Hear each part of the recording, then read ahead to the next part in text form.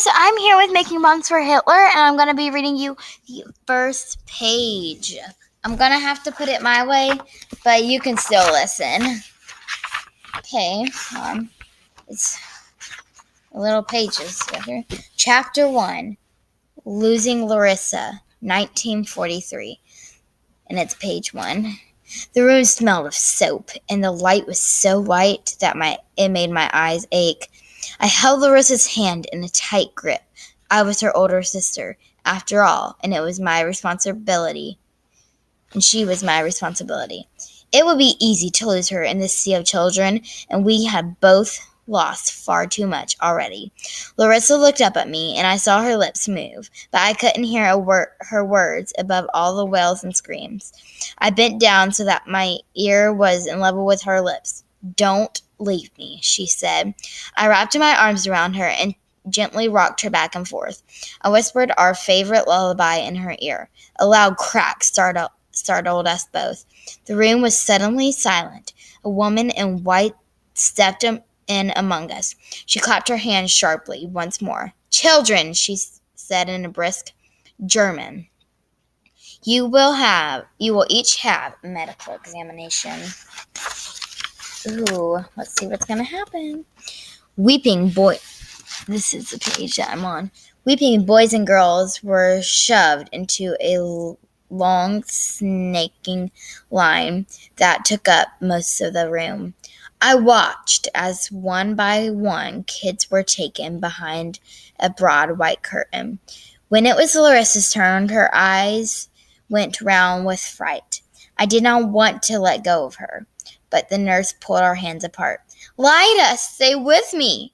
I stood at the edge of the curtain and watched as the woman made Larissa take off her nightgown.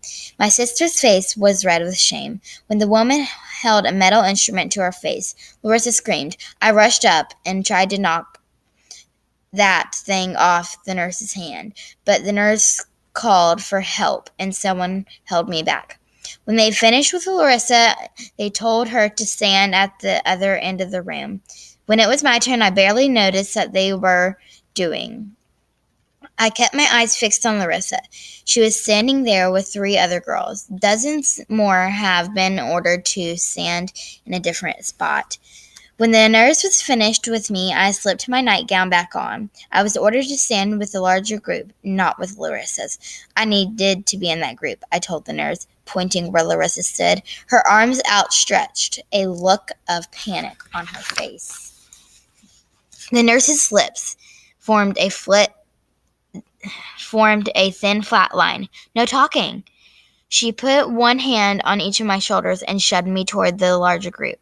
A door opened wide, where we were herded into the blackness of night. Larissa screamed, "Lyda, don't leave me!"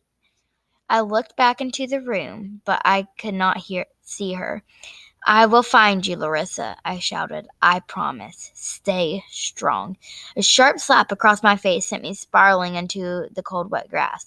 I scrambled up and tried to break through the sea of children. I had to get back to Larissa.